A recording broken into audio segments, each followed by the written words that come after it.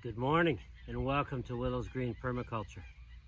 Today I'm going to be transplanting some cabbages, and I'm going to be talking to you about the importance of spacing and how you can give your plants a lot of space and still do intensive planting where everything's growing really close together. And it's all about companion planting and choosing the right combinations of plants so that different plants that grow, some more slowly than others, some larger than others, and so on, so that they grow very well together. Because I've had a few comments on some of my videos about people saying that they're having a rough time getting things like kale and cabbage to grow well, and it's because I call these plants polite plants. If they feel other plants close by growing, they kind of leave them the space. They just decide they're just going to take the little small space they have and live out their life as a small plant. So I'm going to show you how you can make your cabbages really big, grow really well, and also grow other stuff around them. So let's get started.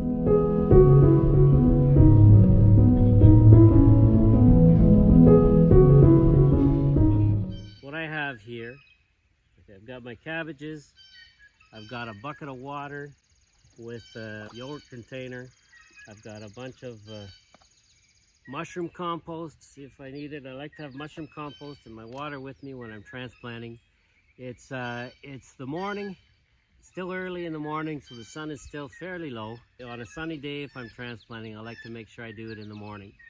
Ideal days for transplanting are cloudy days, rainy days, not a heavy rain, but a nice light rain or a drizzle or a mist. Those are the perfect days for transplanting. But I need to get these cabbages into the garden, because I've got lots. We want to have lots of cabbages, and I'm transplanting some this week and maybe some next week, and in a few weeks after that too, some broccoli and cauliflower as well. And also I brought one of my measuring sticks to show you about spacing. Okay, here we got the garlic growing really well that I planted last October. And then here I've got the onions that you saw me plant and sow inside, indoors, in the garage in January, and then put under lights in our basement.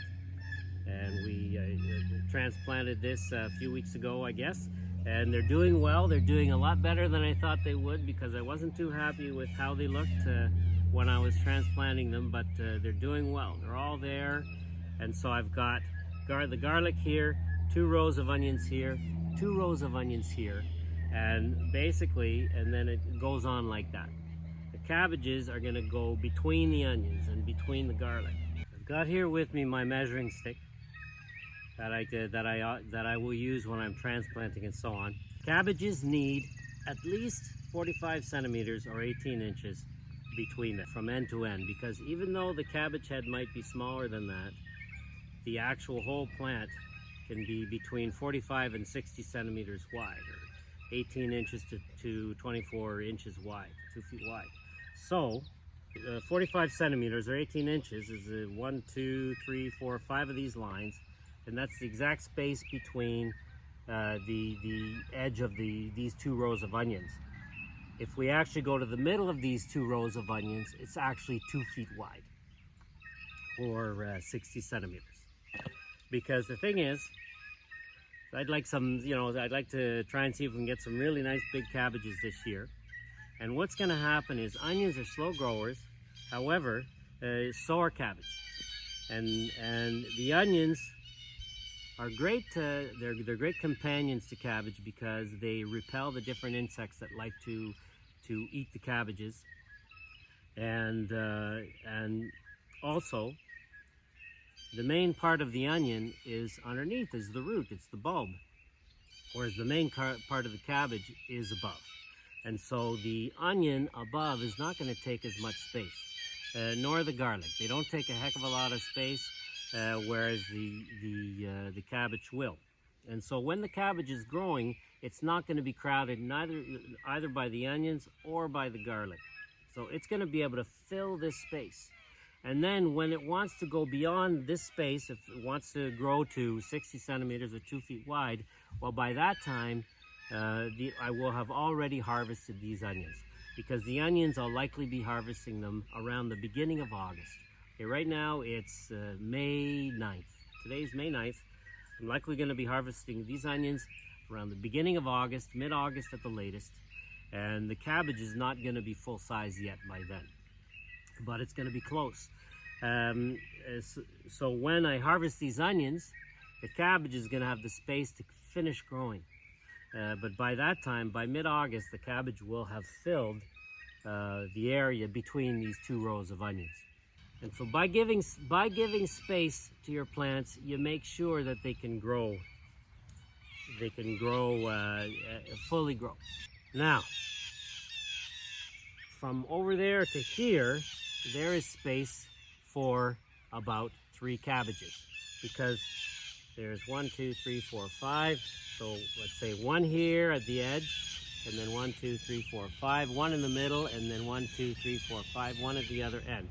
They're going to be a bit closer together on this angle, and they're going to have a little bit less space on this angle, but they're going to have more space on this angle. The thing is, all I need to do is I will plant 1 cabbage close to my my pathway here, because nothing will be growing in the pathway, and it can grow partially. The top of it can take up part of the pathway. That doesn't, I don't mind that. That's why I make wide pathways. As a wide pathway means it's an area plants can expand into, the top of them. And the roots as well can expand into under the wood chips I've had here on the pathway and get a lot of nutrients, because the wood chips beneath have already decomposed and are full of nutrients. So I'll have 1 cabbage close to the pathway here, 1 cabbage close to the pathway there, and then 1 in the middle. So I'm going to start with the cabbage in the middle, and then I'm going to transplant the cabbage on the edge, and then I'll go to the other side and do the others. So I'm just going to show you a couple of examples, and then I'm going to get to work. So I like to have this soil is in the fall I like to cover my garden in compost. It's nice and loose, and what that does is I don't have to take everything out of the garden. The compost just helps what's left in the little pieces of plants that are left in the garden to decompose. Now, if some of those I know are infested with bugs and whatever, I'll take those out and I'll put them in the compost. Because in the compost they'll just decompose. So the soil is nice and loose, and I can make a hole nice and easily. Now, when you're transplanting, so you don't disturb the roots too much, okay, I put it upside down. I cover the top with my hand so I don't lose any of the soil. Squeeze that out. And there we have it, a nice healthy transplant here. I'm going to put it in the ground. And now I brought compost with me, but I put so much in the garden last fall that I don't need it. Sometimes I'll take it just to, add some to the top. Okay, so I'll add a little bit to the top, but I don't really need to, because there's a lot of compost here. But if this were drier, or if I felt like there was a lot of possible weed pressure here, I'd put a thicker layer of compost on top of that. Now, that was the one in the middle. Here's the one on the edge. And I'm putting it right in the middle of these rows. Actually, that one I could have put it a little closer to the garlic, but the garlic, because it's bigger, I didn't.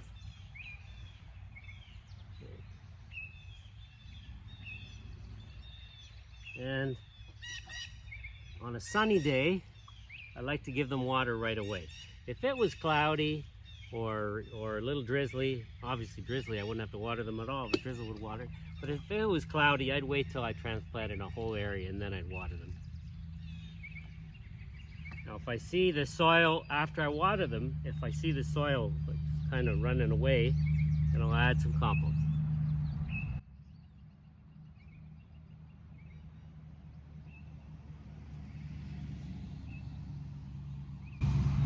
It's really easy to make compost. You just use plant material.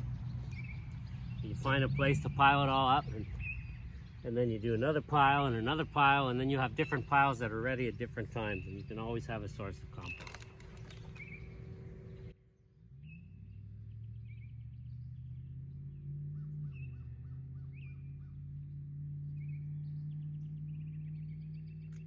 This is red calabash cabbage, one of my favorites.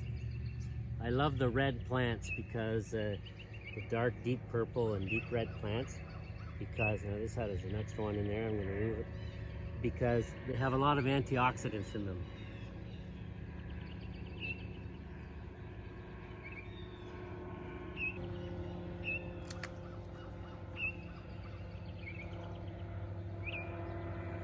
I love hearing little planes going over above. It reminds me of my childhood. I used to hear them all the time in moments of quiet out in our backyard when I was a kid.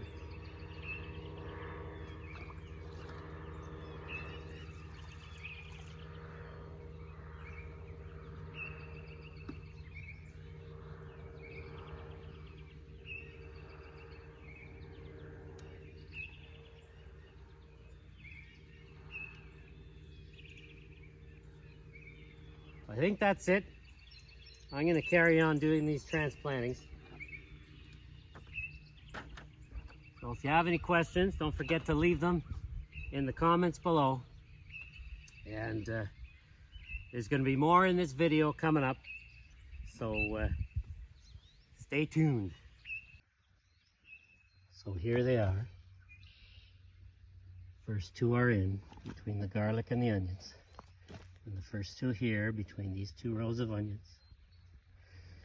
And then the first two here. First two here. And then I noticed as I was transplanting here, I was getting more space because my rows, because they're coming out from a concentric circle, they're rays coming out of like the center of a sun. Well, my rows get wider. And so I put my measuring stick here and I realized that I've got room for 4 back here. So here are the first 2, and I'm going to put 2 more over there. Here are the first 2, and I'm going to put 2 over there. And then here are the first 2. I'm going to put 2 over there. And these ones are right beside our peas, which are also really beneficial for the cabbage. And the cabbage are going to form a wall between the onions and the peas, because onions and peas, they don't like each other. I don't know why. They don't like to grow next to each other, but the cabbage is going to be the bodyguard of the onions and the peas. While I'm talking about the peas, well, here's an update. They're growing really well.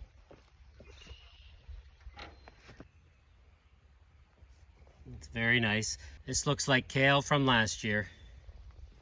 That's growing, and now it's going to seed. We're going to have some seed.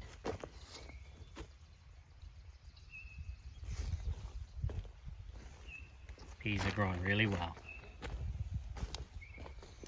for the 9th of May. Very happy about this.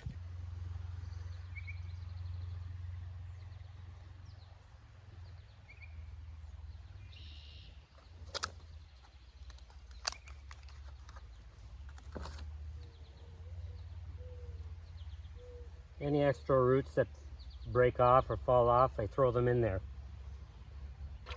They'll be good for the rest of the plant.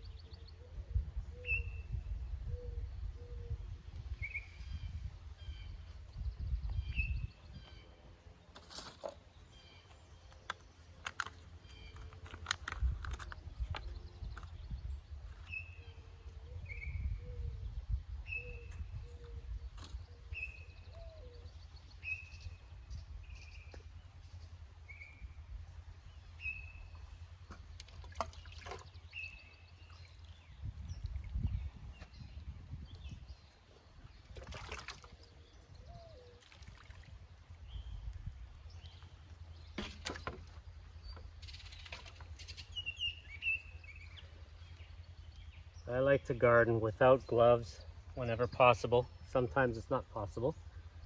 There's stinging nettle, or I don't know, maybe poison ivy around or something, then I have to put gloves on. But otherwise, I like to be able to feel what's going on. I like to be able to feel the roots, feel the leaves, feel the soil. With gloves, I can feel things in the soil that I might not otherwise, like rocks or roots of other vegetables or whatever. You can see the life in the soil here. When there's a lot of organic matter and compost, you've got a rich soil life of little bugs, worms, fungus, and so on. All of these things make the soil so much healthier for the plants. Biodiverse soil life is what you want. And the best way to get that is with organic matter, with compost, and to, of course, avoid the use of any chemicals. This is a pea growing, planted by the animals, probably by squirrels or something. Okay.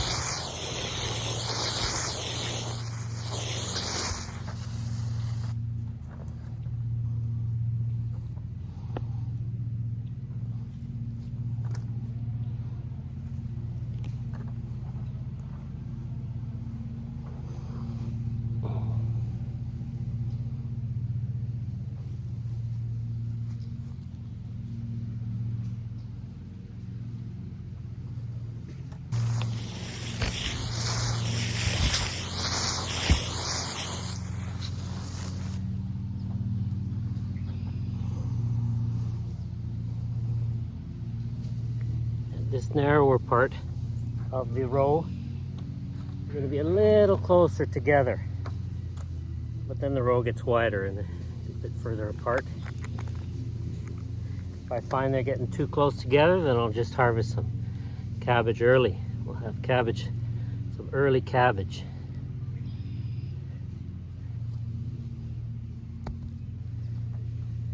So I have to take this hose out. That's things to carry.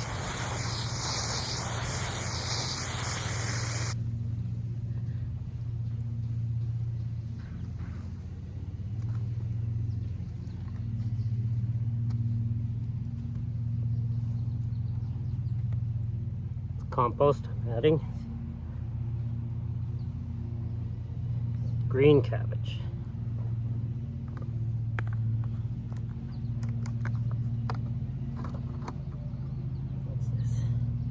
Onion. Pulled it out, I guess, inadvertently. Put it back in along this line. Let's go. Nice, pretty red onion. Didn't bring my nozzle, which would have allowed me to give a lighter spray, but it's all right. I make sure I don't touch the root area, just surround it. The water will seep in.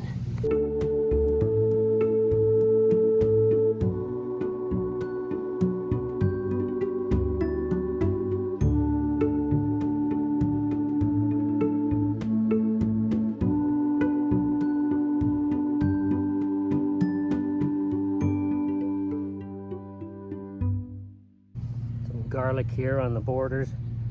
Contour, well, the border, I'll say. That's the contour out there that surrounds. This is the border along the path. Garlic all over here. That's been growing here a couple of years. Very nice. Green cabbage I'm planting.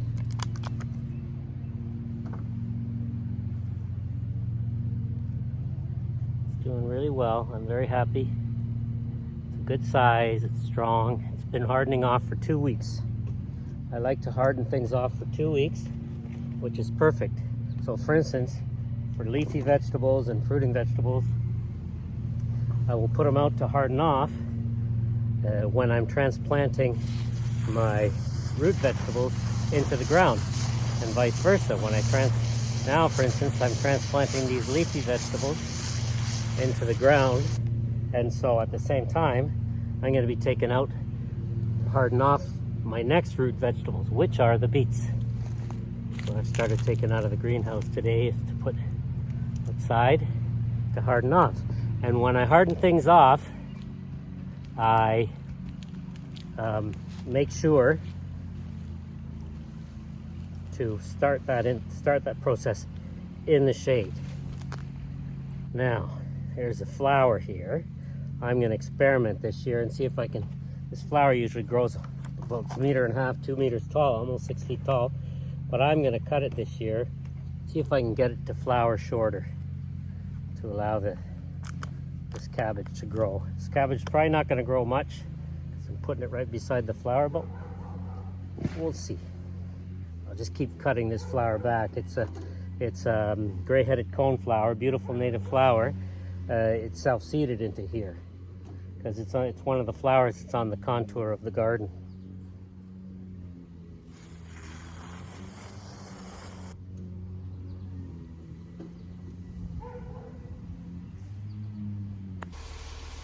While I was transplanting the cabbage and doing the video, we got a delivery of wood chips from a local arborist. Free wood chips. They're happy to deliver them so they don't have to pay dumping fees anywhere else. These guys, they deliver to us quite regularly. It's really nice. You know, when I was younger, and right up until fairly recently, I used to plant way more than I should have for the space I had. So I always wanted to have more and more. Just loved the abundance. But then, when everything would grow and it became clear that there wasn't going to be enough space for everything to fully grow, well, I would always have a rough time separating things out, thinning things out, removing things. Because, you know, if I thinned things and pulled other plants out, I didn't have any other place to put them. And I didn't want to kill my plants. And I always had a rough time with that. And so I always ended up with less of a harvest instead of more of a harvest. That's why spacing is so important. Now, one thing you can do if you have plants very, very close together and you don't have any place to put your thinnings, let's say that you thin out, you can always just cut at the base of the stem and leave those roots in the ground. And those roots actually have the capacity to fuse with other roots of the same species and basically pass their energy on with the help of the mycelial networks in the soil. This goes on all the time in the forest with trees that have been cut and so on. So anyway, that's why spacing is so important, and I thought it would be good to dedicate a whole video to it, especially with a plant like cabbage. Same thing goes with broccoli, cauliflower, and so many other plants too. So I hope you liked the video. I hope you found it useful. If you found it useful, then share it with your friends. Give a comment if you ask any questions. If you have any questions to ask, then don't forget to leave them in the comments below. It would be my pleasure to answer your questions or respond to your comments. And if you haven't done so yet, then subscribe. Subscribe and support our channel, and maybe you can watch more of our videos. Thank you for watching, and we will see you next time. Have a great week.